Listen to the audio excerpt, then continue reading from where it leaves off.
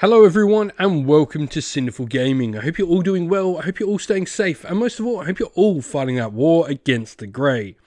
Today's video, we are going to talk about Warhammer Age of Sigmar Warcry, and today we're going to talk about the Shadeborn, who have received rules for their Bladeborn Warband in White Dwarf issue 494, the current edition of White Dwarf. Now, this is pretty cool. This has rules for all the Nethermaze Warbands, Slinks, Skidder, Shank, Clawpack, along with Hexbane's Hunters, all of that good stuff, which is really fun, giving us a variety of different models we can now bring into Warcry and play and really build up some unique warbands. And I think the Shadeborn are one of the most interesting ones because they actually have the Daughters of Cain rune mark. They're not actually Cainite Shadowstalkers, and this opens up a ton of options when combining them with Cainite Shadowstalkers that makes them really interesting because they're going to bring freely essentially over some of the abilities from the Daughters of Cain from the leader models without actually having to sort of, use Daughters of Cain leader models and keep sort of that aesthetic of the shades, the Cainite Shadowstalkers within the warbands. But with that said, we are going to look through all the special rules for them. We're going to look through all the models, compare them to some of their counterparts within the Cainite Shadowstalkers as well. And let's get cracking on into it. We'll show you a list as well at the end of the video. Today's video is brought to you by Gap Games, a fantastic retailer in Australia for a variety of different miniature war games. If you'd like to help support the channel, we have an affiliate link where by clicking on and purchasing, you'll help support the channel, but you'll also help support Gap Games, which is a fantastic servant to the community. Just a quick aside as well, before we go any further into the video, I think there is quite clearly a misprint here. Now, Silrak Greyblood, who we'll talk about in a little bit, he has a rune mark here that it does not match up with the triple for Gloom Web Hex, which I'm assuming is going to be for him. He's the model with the net, but also on that, he's the only one with any other sort of little rune mark, and the two just don't match up. I think this is a bit of an oversight and just a mistake that'll probably need to get fixed at some point. And so, to begin with, the abilities we have access to. Now, the first one there is the rune mark for the Shadeborn up the top. These are their unique abilities. So, first of all, we have a reaction called Slip Through Shadows. This is essentially the same ability that Cainite Shadowstalkers have. Obviously, the fact that these aren't Cainite Shadowstalker rune mark, they have to have this same one so they can use it. So this allows them, when an enemy fighter finishes a move action within 3 inches of them, they can essentially jump up or down levels on the table, which is pretty cool. A double for Shadestalker Darts. This is the same sort of dart ability we get with Cainite Shadowstalkers. Again, you roll a dice, or roll 2 of them rather, and for each 4 or 5, 2 damage points are allocated to the enemy, and for each 6, a number of damage points equal to the value of the ability is added. So this is a slightly little bit of a glow up on the regular sort of darts they have access to. Gloomweb Hex is a triple. You pick invisible enemy fighter within 6 inches, subtract half the value of this ability from their attacks, of their attack actions made by them for the rest of the battle round, which is cool. And the quad for Shadow Ambush, which is available to our leader. Remove this fighter from the battlefield and then set them up anywhere on the battlefield. This is an incredibly powerful quad, enabling you to sort of get anywhere, get into fights anywhere you want, teleport away safely with treasure. Really, really powerful quad that I think is insane. Now, the thing here, like I said at the start of the video, the thing that really makes this warband interesting is the fact they bring Daughters of Cain rune marks. And this is especially mostly the part here for the leader. But we do have Bathe in Blood and Slaughterer's Strength, which can allow us to add some extra power to all the fighters in the warband here. So Bathe in Blood can only use it if they're within 3 inches of a visible enemy fighter with 1 or more damage points. Till the end, they add 1 to their attacks and strength, so really cool. If you can potentially work, say, some Shadestalker Darts earlier in the turn, and then a second double for Bathe in Blood to take out a fighter. Triple for Slaughterer's strength. Until the end of the fighter's activation, you add half the value of this ability to the strength of their melee attack actions. Really, really good, because something the Khainite Shadowstalkers and indeed Daughters of Khaine struggle with in general is the ability to have higher strength, which is incredibly important, with some of the more modern warbands being definitely a higher toughness than we've seen in previous sort of seasons and editions. Now, we do have 2 leader abilities that are going to be brought in as well. Sacrifice to Khaine. A fighter can own this ability if an enemy fighter has been taken down by them. Until the end of the round, you add 1 to your attack characteristic of melee attack action by visible friendly fighters within 6 inch.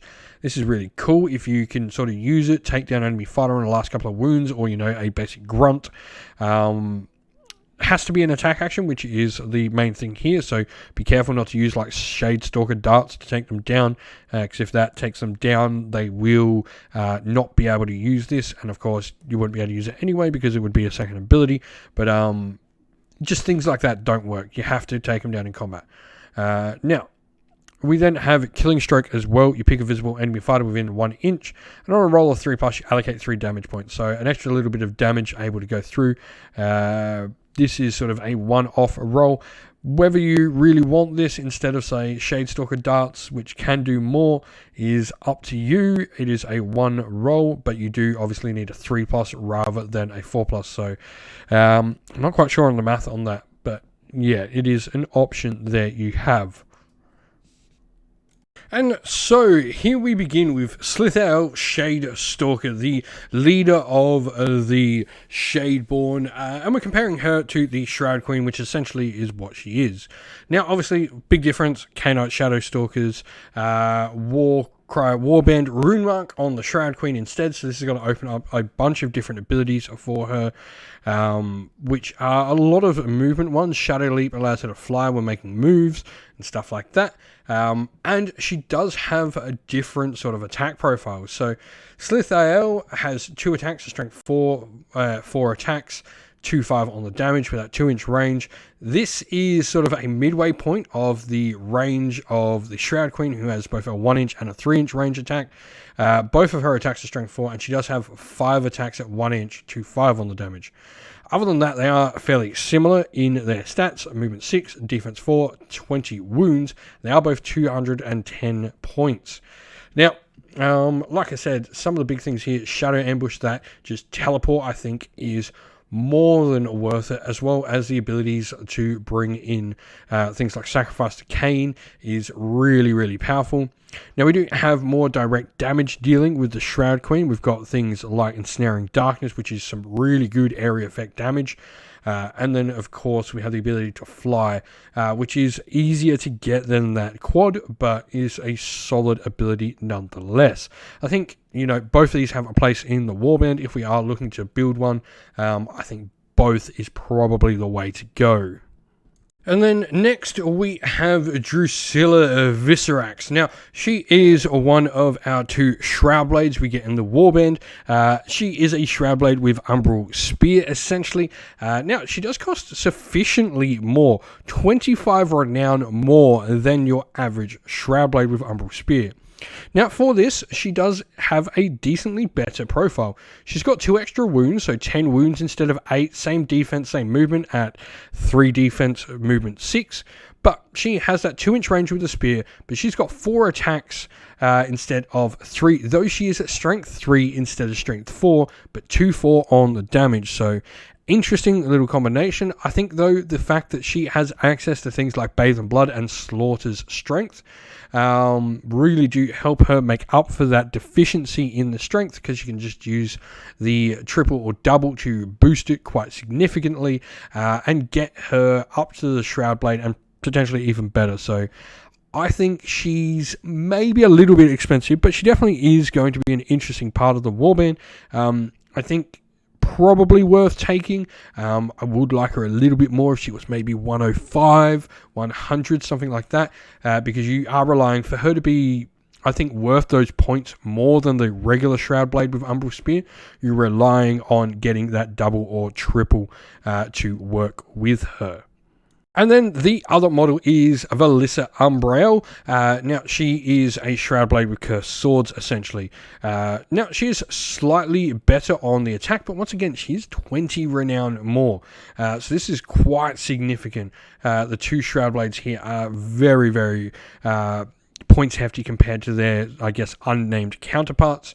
105 compared to 85. She does have 2 extra wounds. And she does have 1-5 on her damage rather than 1-4. But other than that is 4 attacks at strength 3. I think with the lack of some other stuff, I think maybe not worth it. But like once again, if you can get higher strength on her and roll some crits, she can be quite decent. The extra couple of wounds, like the difference between 8 and 10 wounds, is quite significant in Warcry, because 8 wounds is sort of that part where an average fighter can take you out in one hit. 10 wounds means you're generally needing to get 2 attack profiles thrown into you, or something like a hero or a more elite fighter having to go into you to take you out. So never not like the 2 wounds between 8 and 10. I think that is really significant in what it can provide for you. And so lastly, we have Silrak Greyblood, which is one of the Dark Flame Warlocks. Now, on the opposite, he's actually cheaper than our other Dark Flame Warlocks. And he doesn't actually really have a straight up comparable profile, as he only has 1 crossbow and a sword compared to the dual crossbow or sword and Doomfire Ring options. Now, we are similar in some respects. We have 12 wounds, we have defense 3, but we obviously don't have the Harness Shadow ability from the Dark Flame Warlocks, which is a really cool sort of defensive ability, lowering the amount of attacks that come into them. But we do have a ranged attack, which is essentially half the Dark Flame Warlock with repeated crossbow shooting attacks, because he's got 1 crossbow, not 2.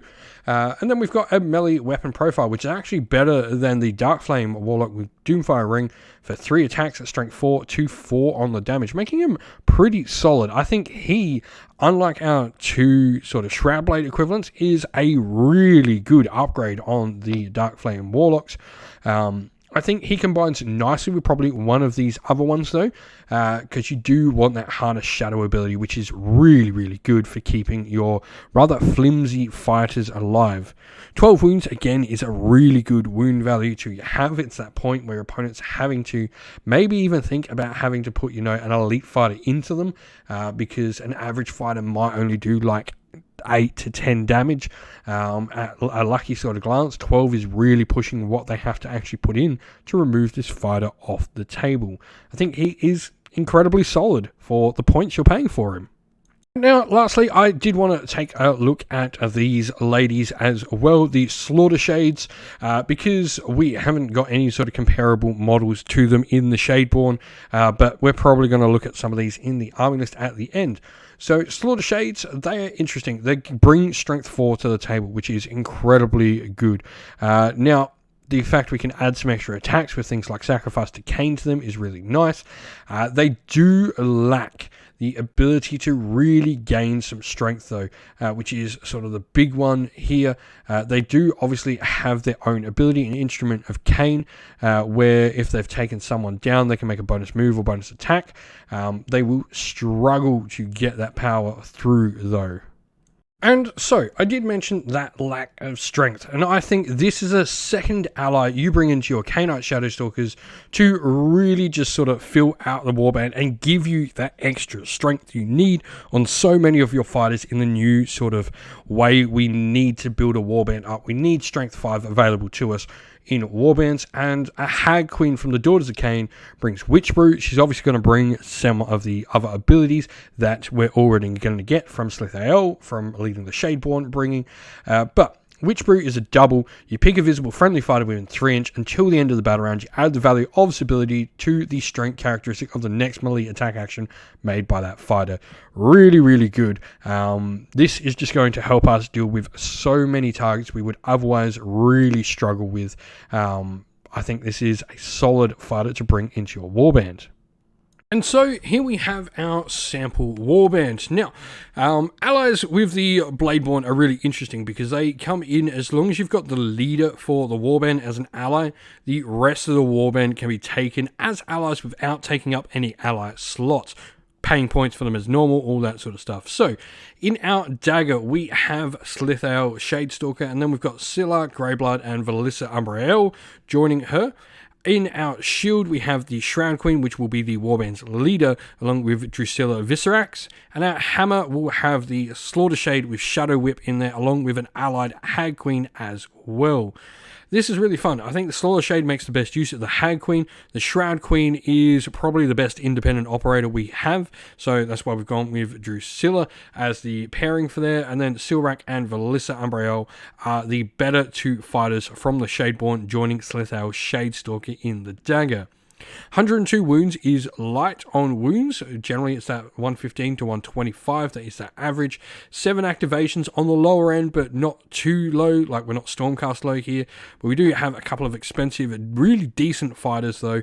3 sort of big heroes. 2 of them are quite substantial, especially that Shroud Queen is going to be an amazing part of the force. If you've got some ideas, though, on how you'd put this Warband together using the Shadeborn as the core, let us know your thoughts down in the comments below. And so that's the end of the video. We hope you all enjoyed it. If you did, please don't forget to leave a like, subscribe, and drop a comment down below letting us know what you enjoyed about the video. If you'd like to come chat more with me and other members of our great little community here, we have a Discord server linked down in the video's description, and also linked down there are the best ways to help support the channel as well. Our Patreon and YouTube members down there are fantastic ways to help support the channel, and if you'd like to get a shout out like all these people, you can go and join up today. So with that said, we'd like to give a shout out to all our Patreon and YouTube members. So thank you to our Patreons: Rob B, Broken Chef, Andy C, Grimscold, Colorblind Magic, Benjamin Swallows, James Cater, Mark Harvey, Domir, Average Wargamer, Q Darmac, Andrew Bowen, Outer and Shot First, Kenny Lowe and Soren, and to our YouTube members: Green Roots Gaming, Ronya, Lock Lorick, Broken Chef, Ariana Edwards, James Tillman, Disco, John Castle, and Gargamel196. Thank you all so much for watching. Stay safe everyone, stay well, and most of all, keep fighting that war against the grey. Ciao for now.